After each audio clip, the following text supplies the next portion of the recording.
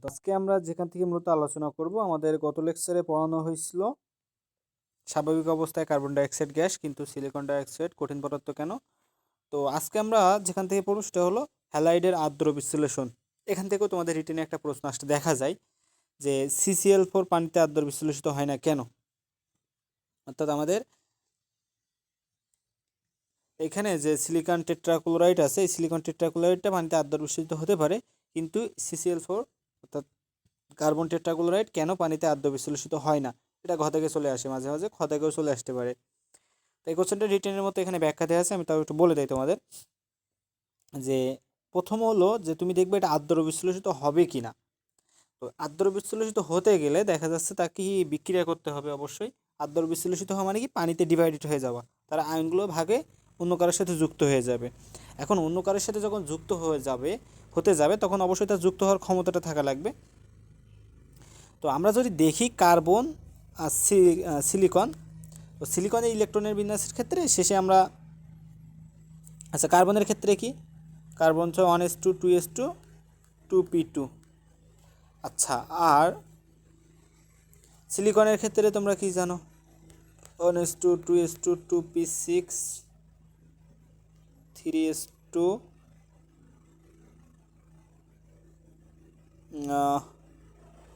3p, আচ্ছা 4 10 12 আচ্ছা 4। এখন বিষয়টা কেমন দেখো, এর যদি সর্বশেষ কক্ষপথ দেখি, এখানে 2D কি সম্ভব? 2D কিন্তু এখানে সম্ভব না, অর্থাৎ 2D গঠন কিন্তু সম্ভব না। আর এখানে যদি দেখি তাহলে এখানে দেখতে পারি আমরা 3D কিন্তু সম্ভব, যদিও এটা আমি পরে বলছি কেন এটা ভাবছি, এটা সম্ভব।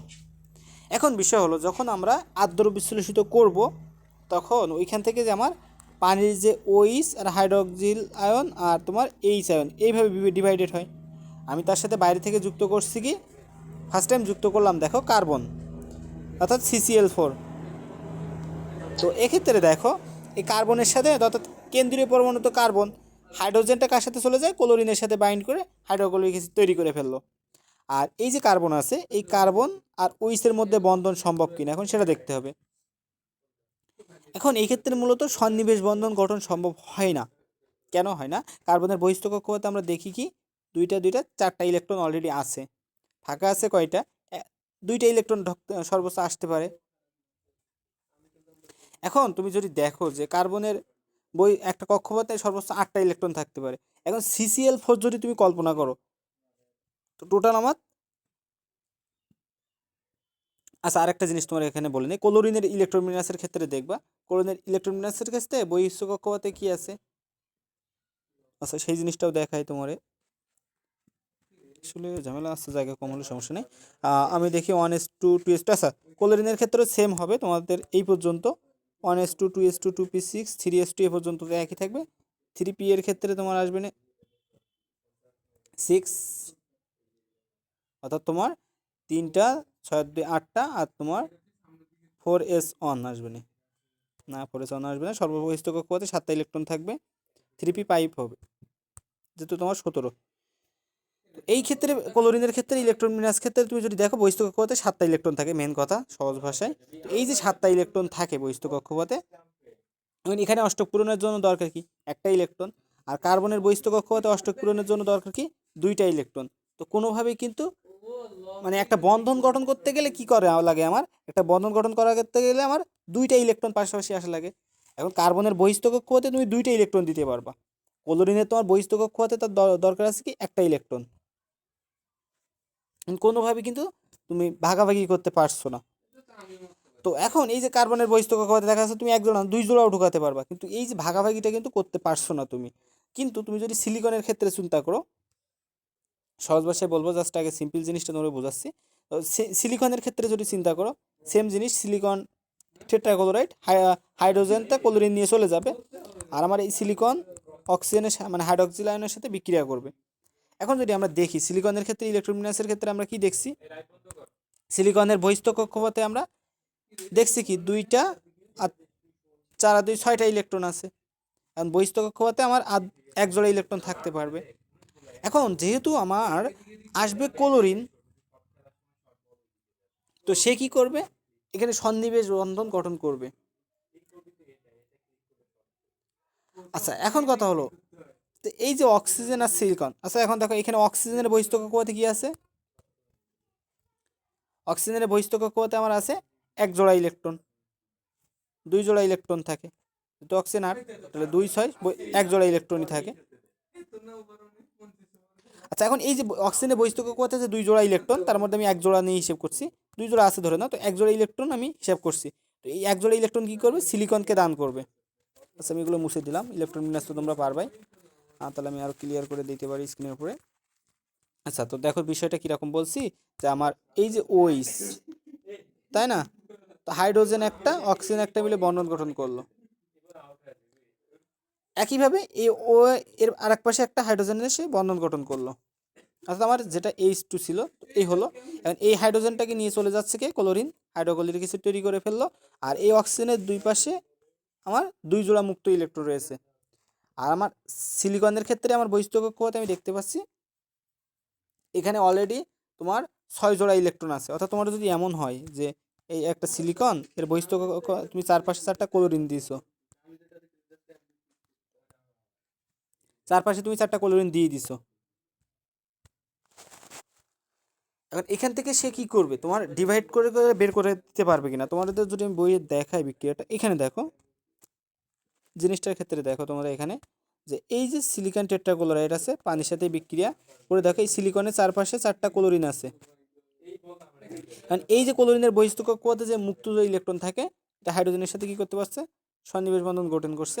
একইভাবে এই সিলিকন আর পানির অণুর ক্ষেত্রে তুমি দেখো যে পানি আর সিলিকন অণুর ক্ষেত্রে দেখো এই যে পানির অণুর বহিস্থ কক্ষপথে দুই জোড়া মুক্ত ইলেকট্রন আছে, এর মধ্যে এক জোড়া মুক্ত ইলেকট্রন কি করছে? সিলিকনকে দিয়ে দিচ্ছে, দিয়ে সন্নিবেশ বন্ধন গঠন সম্ভব হচ্ছে। অর্থাৎ সন্নিবেশ বন্ধন গঠন জিনিসটা কি?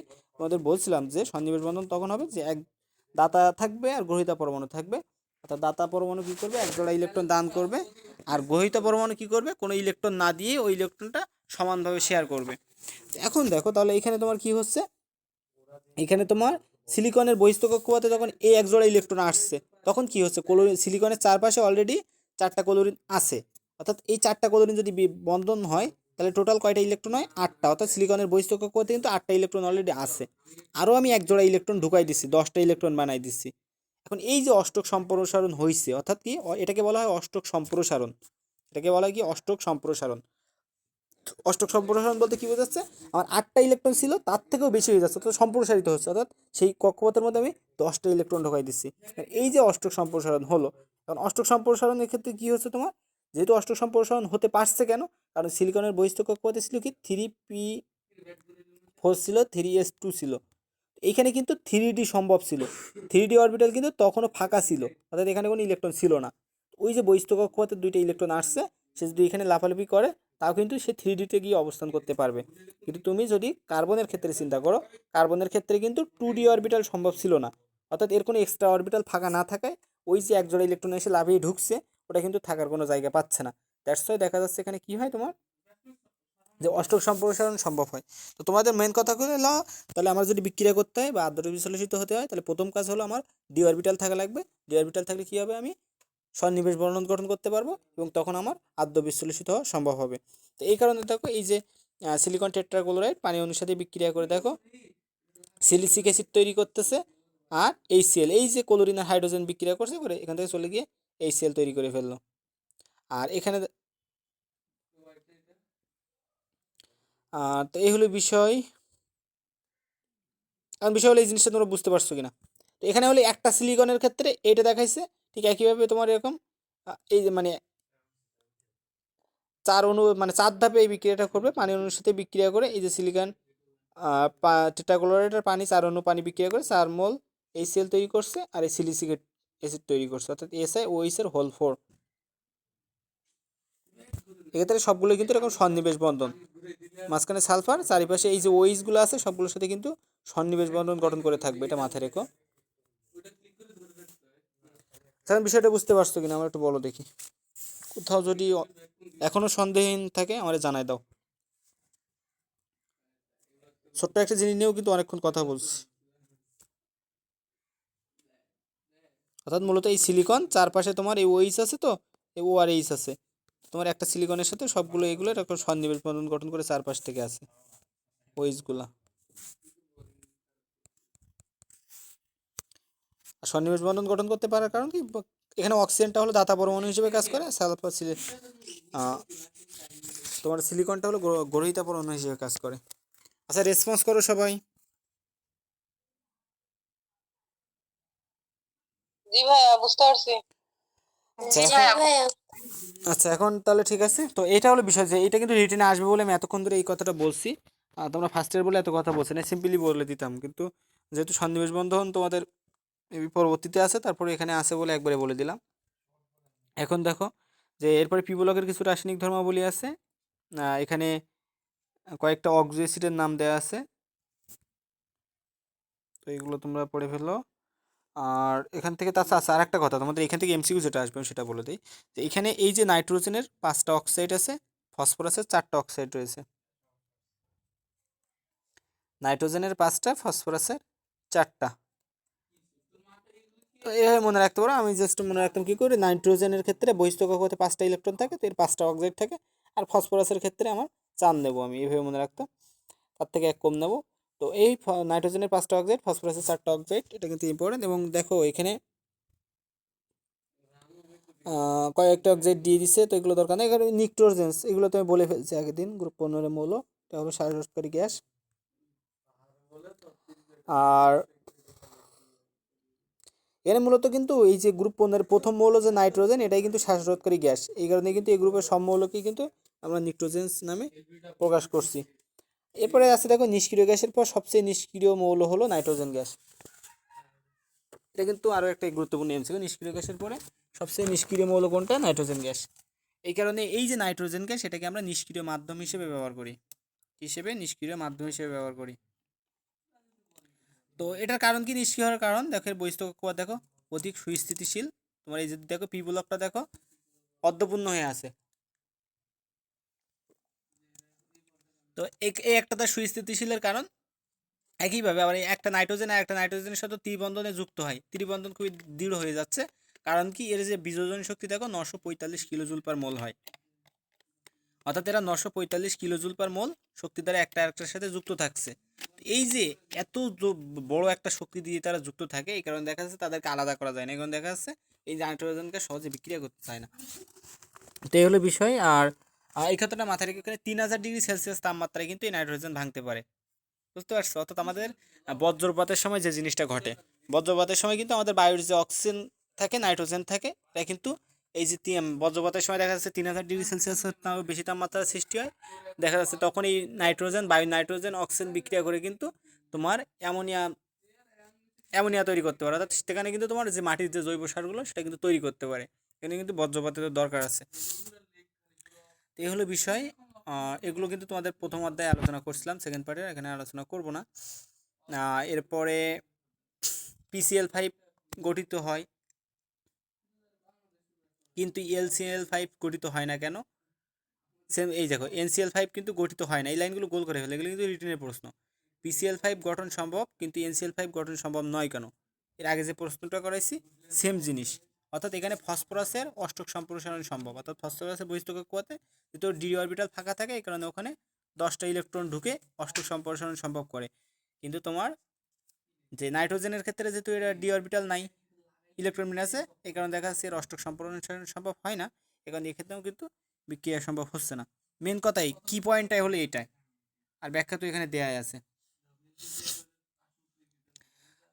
অক্সাইডের ক্ষেত্রে তোমার নাইট্রোজেন অক্সাইডগুলো আছে দেখো, nitrous oxide, nitric oxide, NO থাকলে নাইট্রিক অক্সাইড, নাইট্রাস হলো N2O, আর ডাইনাইট্রোজেন ট্রাইঅক্সাইড N2O3। এরপরে আছে দেখো ডাইনাইট্রোজেন টেট্রা অক্সাইড আছে N2O4, নাইট্রোজেন ডাইঅক্সাইড অর্থাৎ NO2, আর ডাইনাইট্রোজেন পেন্টা অক্সাইড N2O5।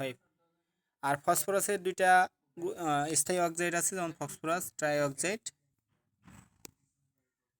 এরকম এই অক্সাইডগুলো তোমাদের নাম দেওয়া আছে, এর মধ্যে কোনগুলো নিরপেক্ষ কোনগুলো অম্লীয় এগুলো তো সব পড়ানো শেষ। এরপরে আছে দেখো আরও একটা রিটেনের প্রশ্ন আছে, যে এই যে NH3PH3 তো খাদ্যধর্মী, এটা খাদ্যধর্মী কেন? অনেকভাবে ব্যাখ্যা দেওয়া যায়। তোমরা যে লুইস এসির মতবাদ পড়ছো, আর নিয়াস মতবাদ পড়ছো, যে মতবাদগুলো সেকেন্ড পার্টে প্রথম অধ্যায়ে পড়ে আসছো, এরকম বিভিন্ন মতবাদ দিয়ে এই অ্যাসিড ক্ষার প্রমাণ করা যায়। এখন কথা হলো ওটা না, কথা হলো তোমার প্রশ্ন কি আসে যে দেখো PH3 অপেক্ষা NH3 অধিক খাদ্যধর্ম প্রদর্শন করে। প্রশ্ন আসবে এরকম PH3 অপেক্ষা NH3 অধিক খাদ্যধর্ম প্রদর্শন করে। আচ্ছা তার আগে মনে হয় একটা লাইন তোমাদের MCQর জন্য বাদ পড়ে গেছে, তোমরা আগের পেজে গিয়ে এই লাইনটা দাগায় নাও যে এই যে NF3 বেশ সুস্থিত আর NCl3 NBr3 Ni3 এরা কিছুটা বিস্ফোরণ প্রবণ হয়। দেখো এই যে ফ্লোরাইড আছে NF3, এটা সুস্থিত মানে কি, এরা সহজে কিন্তু ভাঙছে না বা বিক্রিয়া করছে না। কিন্তু এই যে বাকি তিনটা আছে অর্থাৎ নাইট্রোজেনের সাথে দেখো একই গ্রুপের ফ্লোরিন, ক্লোরিন, ব্রোমিন, আয়োডিন, চারটা যদি লাইন বাই যোগ করে দাও দেখো ফ্লোরিনটাই সুস্থিত, বাকি তিনটা কিন্তু বিস্ফোরণ প্রবণ। কারণ ফ্লোরিনের কক্ষপথটা কিন্তু ছোট, মানে অনেক ইলেকট্রন বন্ধনটা বেশি থাকে, সুস্থিত থাকে এরা। তো এটা হলো বিষয়, ওটা না, বিষয় হলো এখান থেকে কিন্তু MCQ করে। আচ্ছা আর এখানে দেখো একটা বিক্রিয়া দেওয়া আছে নাইট্রোজেন আর হাইড্রোজেন বিক্রিয়া, অ্যামোনিয়া তৈরি বিক্রিয়া। এখানে 5000 ডিগ্রি 500 ডিগ্রি সেলসিয়াস তাপমাত্রা লাগে, আর আয়রন প্রভাবক লাগে, 200 অ্যাটমসফিয়ার চাপ লাগে। এটা কয়েক জায়গায় দেখছো এই বিক্রিয়া, এটা কিন্তু আসে MCQ মাঝে মাঝে। আচ্ছা এবার আসি তোমার এই যে NH3 PH3 খাদ্যধর্ম মানে অধিক খাদ্যধর্মী কোনটা। তো তোমার এরকম প্রশ্ন যখন আসবে তুমি প্রথম স্টেপে কী করবা, এটা যে ক্ষার এই প্রমাণটা করে দিবা। দ্বিতীয় স্টেপে কী করবা, কেন এরা অধিক ক্ষার হচ্ছে সেই ব্যাখ্যাটা দিবা।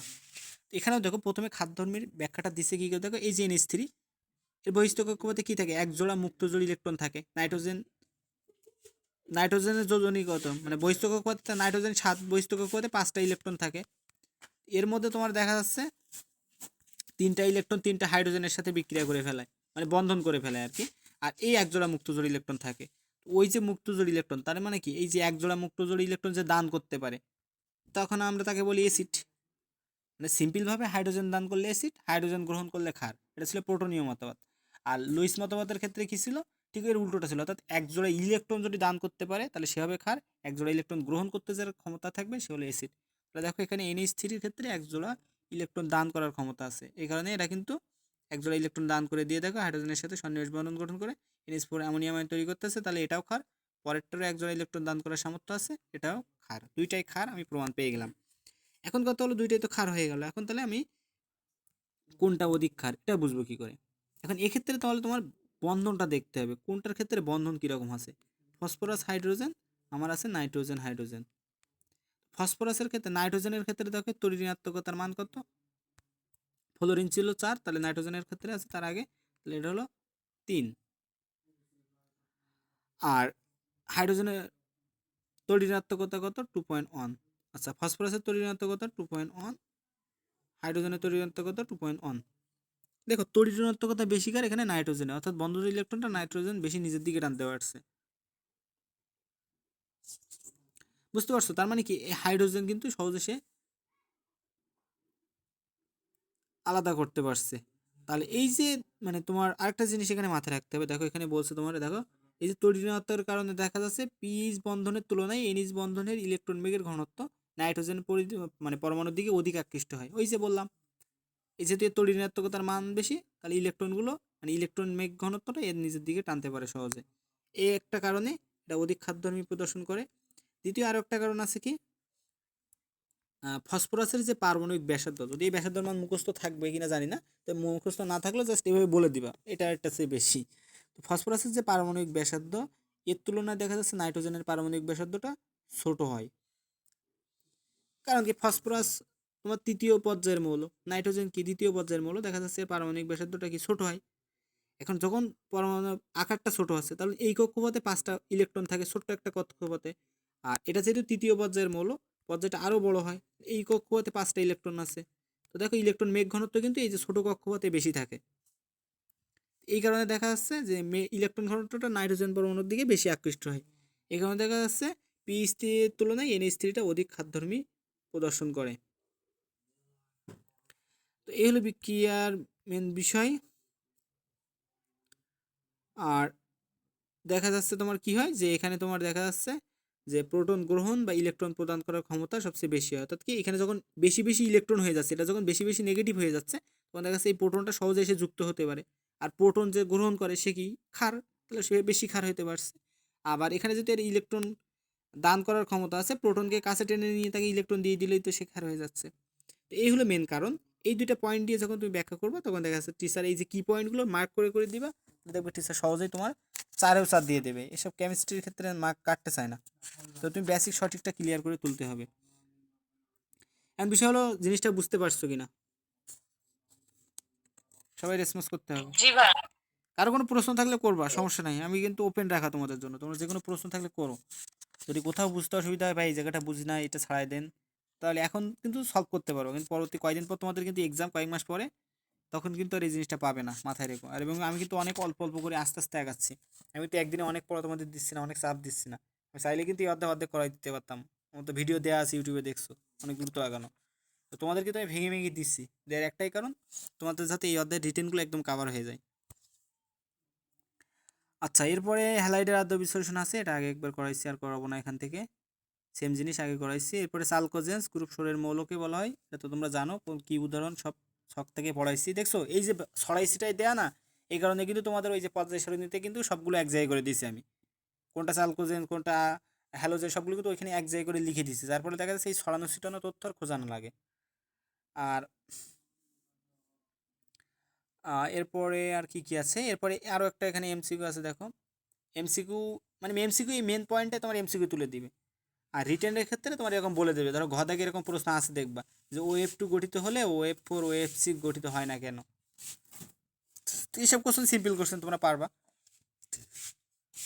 যেহেতু অক্সিজেন দেখা যাচ্ছে দ্বিতীয় পর্যায়ভুক্ত, তোমার গ্রুপ মূল তোমরা জানো, ইলেকট্রন বিন্যাস করে দিবা।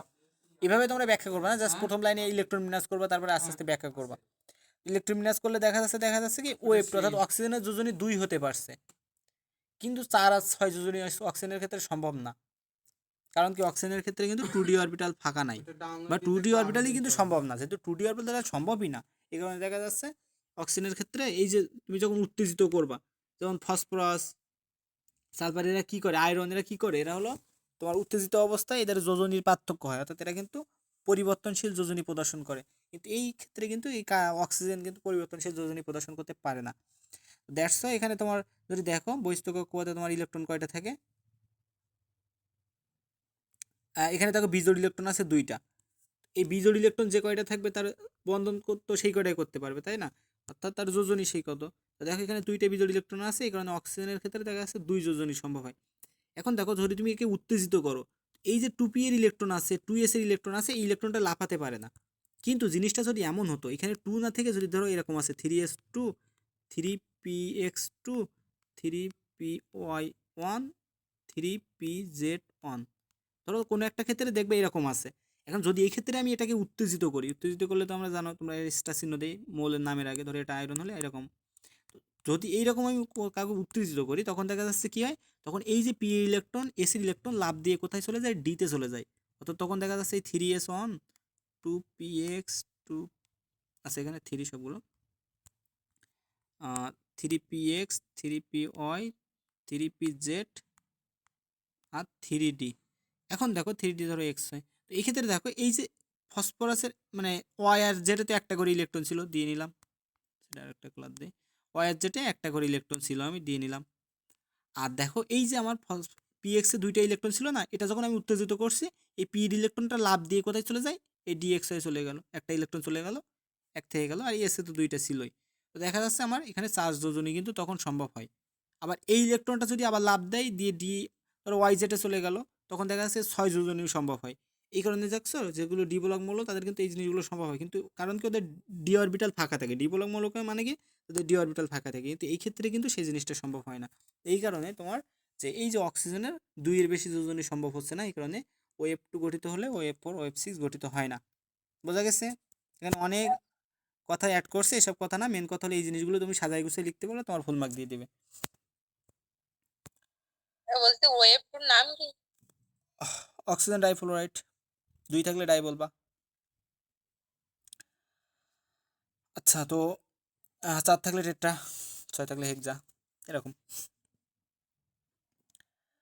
আচ্ছা, এ হলো আর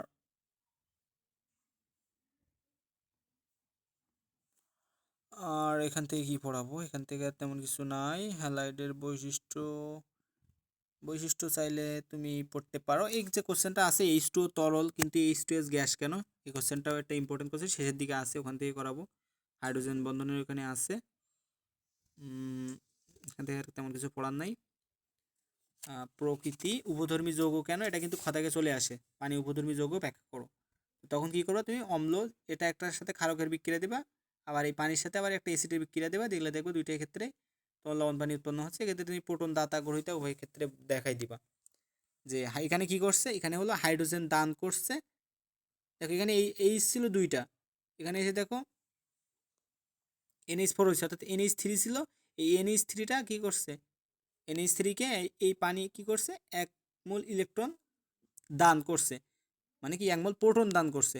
প্রোটন দান করলে অ্যাসিড তুমি বলবা, তখন প্রোটনের মতবাদ অনুসারে আমরা জানি যে হ্যাঁ 1 মোল ইলেকট্রন মানে প্রোটন দান করলে সেই অ্যাসিড, আর 1 মোল প্রোটন যদি গ্রহণ করে সে ক্ষার। এখানে যদি 1 মোল প্রোটন দান করছে H2, এই কারণে দেখা যাচ্ছে কাকে দান করছে, NH3-কে দান করছে, এই কারণে এটা হলো অ্যাসিড। আর এখানে H2টা কি করছে, এই সেল থেকে মানে 1 মোল ইলেকট্রন গ্রহণ করছে, কার থেকে গ্রহণ করছে, এই সেল অর্থাৎ হাইড্রোক্লোরিক অ্যাসিড থেকে 1 মোল ইলেকট্রন গ্রহণ করছে, তোমার প্রোটোনিয়াম আয়ন গঠন করছে। তো দ্যাটস ওয়াই, এই কারণে তুমি তাহলে তুমি যখন এই প্রোটোনীয় মতবাদের কথা তুলবা, বা তোমার ওই যে ব্রোনেস্টের লাউরি মতবাদের কথা তুলবা, তখন দেখা যাচ্ছে টিচার এই জিনিসগুলো দেখলেই বুঝতে পারবে যে না তুমি পড়ালেখা করছো। এবং এই কিছু কিছু পয়েন্ট যখন টিচার পড়ে তখন কিন্তু তাদের আলাদা একটা ভালো লাগা কাজ করে। তখন কিন্তু দেখা যাচ্ছে খতাকে যদি এই কোশ্চেন থাকে, গদায় গদায় কিন্তু তুমি একটু ভালো লিখলেও নাম্বার দিতে দেখা যাচ্ছে। টিচার যদি খাতা অনেক তো থাকে, অনেক টিচার খুব দ্রুত দেখে, তো তখনই কিন্তু দেখা যাচ্ছে টিচার মার্ক দেয় ভালো। এই জিনিসগুলো কদাক খদাকগুলো বেশ সবসময় সুন্দর লেখার চেষ্টা করবা, কারণ টিচার কিন্তু কদাক খদাকটাই পড়ে, কারণ এটি খুবই কম লেখা থাকে। আর সায়েন্সের সাবজেক্টের ক্ষেত্রে সবগুলোই ভালো করে পড়ে, এখন কার খাতে পড়ে তো বলা যায় না। অনেক টিচার তো আছে, জানো যে তোমরা, দেখা যাচ্ছে খুব দ্রুত খাতা দেখে, অনেক খাতাতে অ্যাকশানে চাপে পড়ে দ্রুত দেখে, ভালো করে হয় না। আমার এসএসসির ক্ষেত্রে হয়েছে, মানে এসএসসির ক্ষেত্রে হয়েছিল, আমার এক ফ্রেন্ড দেখা যাচ্ছে ম্যাথ একটা ভুল লিখছে, ও নিজেও শিওর যে ম্যাথে আমি নাম্বার পাবো না, তাও দেখা যাচ্ছে রিটেনে 50-এর মধ্যে 49, তার একটা ম্যাথ কিন্তু ভুল গেছে 4 মার্কের, তারপরেও দেখা যাচ্ছে রিটেনে 50-এর মধ্যে 49। তো এরকম এই জিনিসগুলো ঘটে, এই কারণে তোমরা চেষ্টা করবে এই জিনিসগুলো সুন্দর করে লেখার। আর এরপরে তোমার কিছু কিছু ভৌত অবস্থা আছে, এই কালারগুলো পড়বে এমসিকিউর জন্য, যে ফ্লোরিন ফিকে হলুদ, ক্লোরিন তোমার সবুজাভ হলুদ, তারপরে আবার একটা কথা মনে রাখবা, ফ্লোরিন হলো গ্যাস, ক্লোরিনটা গ্যাস, কিন্তু ব্রোমিন কিন্তু তরল, এবং এর বর্ণ কেমন, লাল। আয়োডিন কেমন, গাঢ় বেগুনি, এবং আয়োডিনটা কিন্তু কঠিন পদার্থ, কোনটা কঠিন কোনটা তরল, এই জিনিসগুলো পড়বা, কালারগুলো পড়বা। তো যেটা বলছিলাম, এখান থেকে কালার এগুলো পড়ে ফেলবা। এবং দেখো এখানে ভ্যান ডার ওয়ালস বল, যে আকর্ষণ বল, এদের বল বৃদ্ধি ক্রম আছে, যেন সমযোজী সম্মুখ কী হয়, ভ্যান ডার ওয়ালস বল আকর্ষণ দ্বারা যুক্ত থাকে সমযোজী যৌগগুলো। তো এক্ষেত্রে এই যে ক্রমটা আছে, এটা মাঝে মাঝে এমসিকিউ চলে আসে। দেখো ফ্লোরিন, ক্লোরিন, আয়োডিন, ব্রোমিন, অর্থাৎ আয়োডিনের সবচেয়ে বলটা বেশি, তারপরে ব্রোমিন, তারপরে ক্লোরিন, তারপরে ফ্লোমিন। আচ্ছা, এই হলো বিষয়। আর যেহেতু মূলত এখানে দেখা যাচ্ছে, এটা মূলত যেহেতু এটা একটা ভৌত অবস্থা, এই কারণে এটা দেখা যাচ্ছে এর আণবিক ভরের উপর নির্ভর করে। এখানে ভ্যান ডার ওয়ালস বল ক্ষেত্রে কী হয়, যেটা আণবিক ভর বেশি হয় তার ভ্যান ডার ওয়ালস বল বেশি হয়, তো এই কারণে কিন্তু এই জিনিসটা ঘটে। আর এখানে আয়োডিন দেখো কঠিন, ব্রোমিন তরল, ক্লোরিন আর ফ্লোরিন গ্যাস ডাইরেক্ট উল্লেখ করে দিচ্ছে।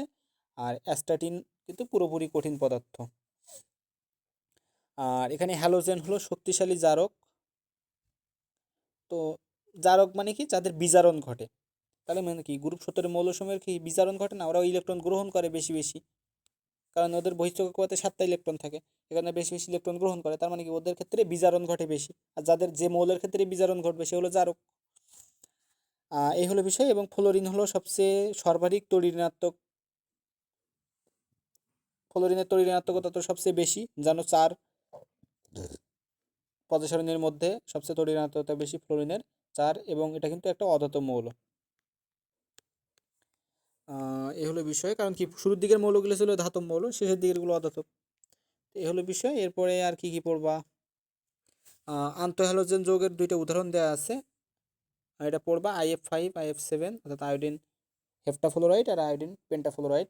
তো এক্ষেত্রে কি আন্তঃহ্যালোজেন যৌগ বলতে বোঝাচ্ছে কি, যে আন্ত মানে কি নিজেদের মধ্যে, আর হ্যালোজেন হতো হ্যালোজেন যৌগ।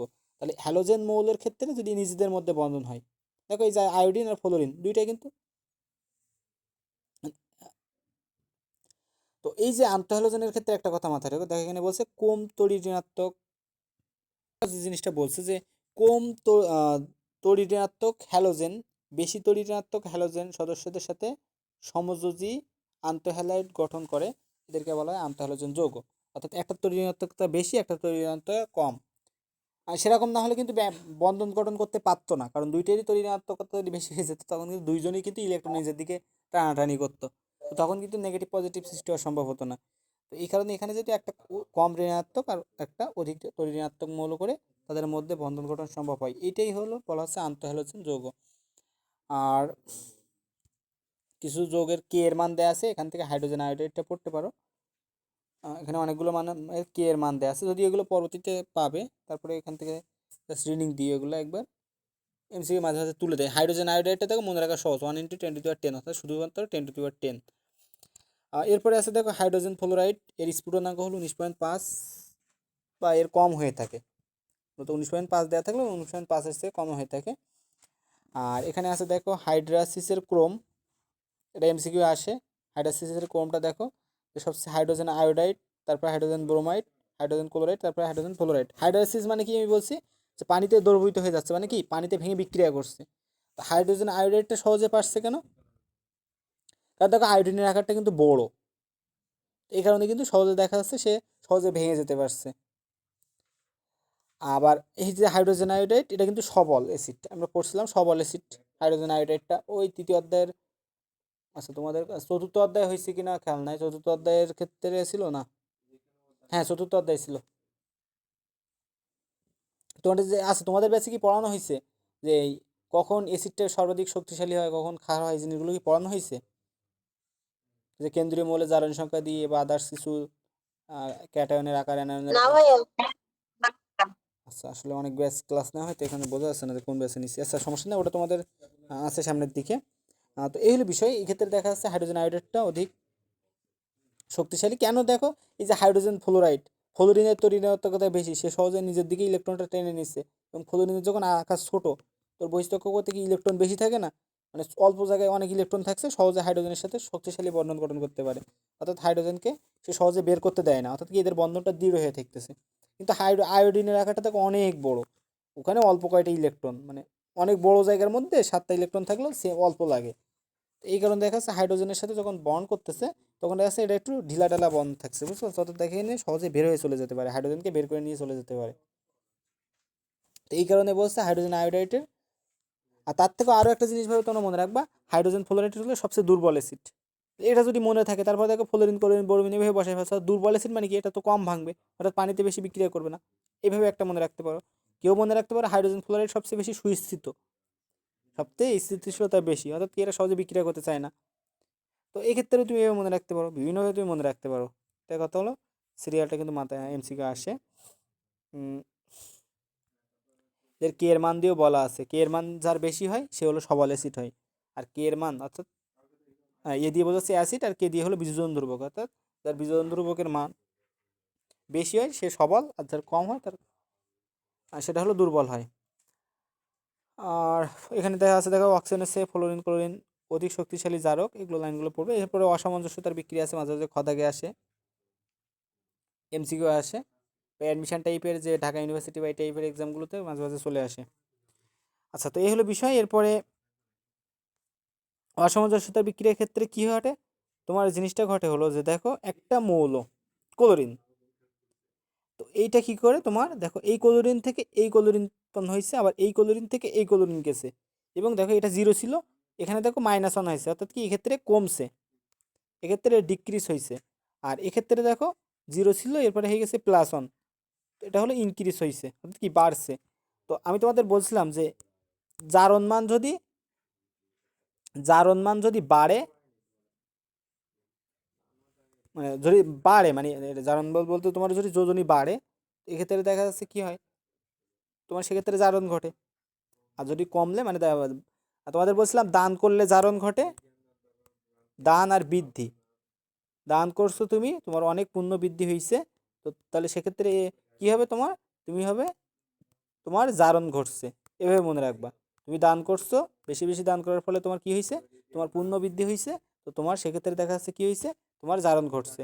আর বিজারণের ক্ষেত্রে কি করবে, সে গ্রহণ করবে, অর্থাৎ কি সে ব্যাগ নিচ্ছে, বিজারণ তাহলে মনে রাখবে কি সে ব্যাগ নিচ্ছে, অর্থাৎ সে গ্রহণ করছে আর তার হ্রাস পাবে, সে যদি ব্যাগ নিচ্ছে মানুষের কাছে যা দান করছিল নিয়ে নিচ্ছে, তাহলে তার পুণ্য হ্রাস পাবে, এভাবে মনে রাখবা। তো এক্ষেত্রে তাহলে দেখো এখানে যেহেতু যে জারণ মান দেখো বৃদ্ধি পাইছে, তাহলে এটার ক্ষেত্রে জারণ ঘটছে, আর যেটার ক্ষেত্রে হ্রাস পাইছে সেটার ক্ষেত্রে বিজারণ ঘটছে। তো একই একটা ক্লোরিনের কিন্তু জারণ ঘটছে আবার বিজারণ ঘটছে।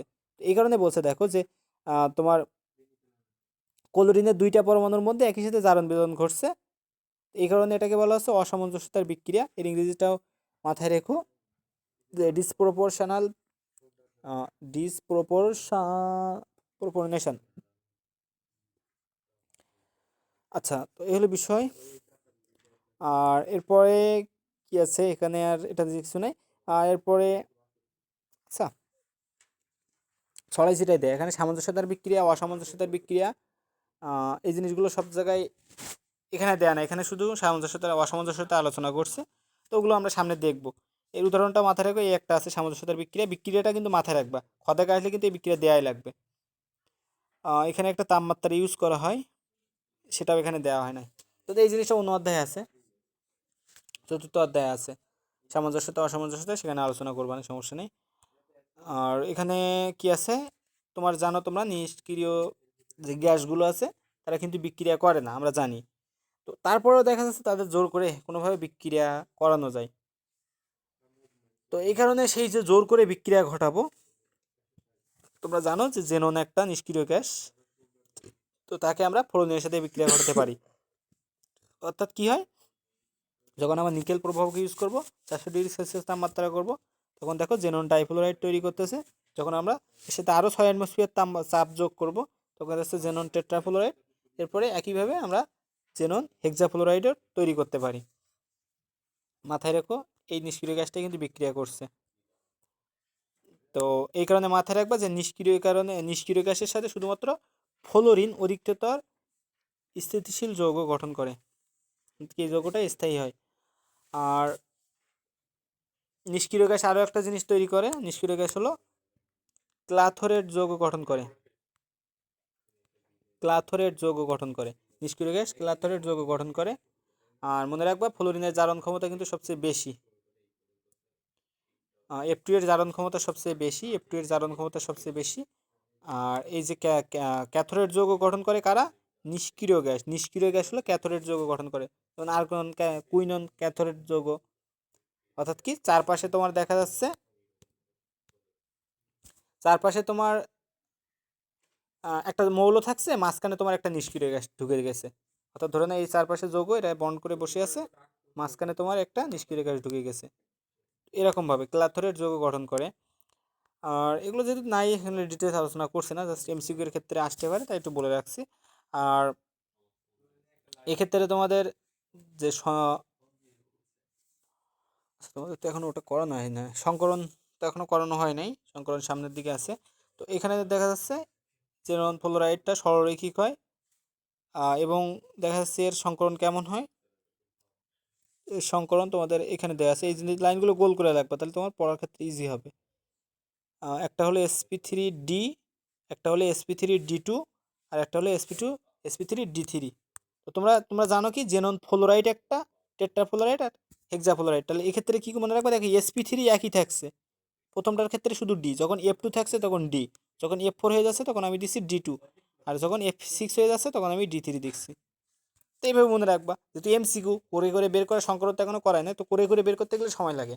এগুলো যদি ছোট ছোট এমসিকিউ আসে, তো তুমি জাস্ট মুখে মুখেই তুমি দাগাই ফেলবা। তো যদি বলে জেনন টিটা মানে হেক্সাফ্লোরাইডের ক্ষেত্রে তোমার কত, জেনন হেক্সাফ্লোরাইডের ক্ষেত্রে সংকরণ কত, তাহলে তুমি মনে রাখবা, যখন আমার 2 ছিল তখন আমি D1 নিছিলাম, যখন যখন 4 ছিল তখন আমি D2 নিছিলাম। অর্থাৎ sp3 তো এর আগে আছে, এটা D1 ছিল, এটা D2 ছিল, আর আমি যখন F6 আসছে আমি D3 নেব, F6 আছে তো এক্ষেত্রে এইভাবে নেব। এইভাবে মনে রাখবো এটা। আর সংকলন সামনে করাবো, এটাই আছে। আচ্ছা, এটা শেষ দিকে আছে। আচ্ছা বলো। বলতেছি এই পর্যন্ত থাক, বেশি হয়ে যাচ্ছে। আচ্ছা, থাকলে তো সমস্যা নেই, রাখি তাহলে। তোমাদের পড়া কিন্তু কমপ্লিট করতে হবে। আর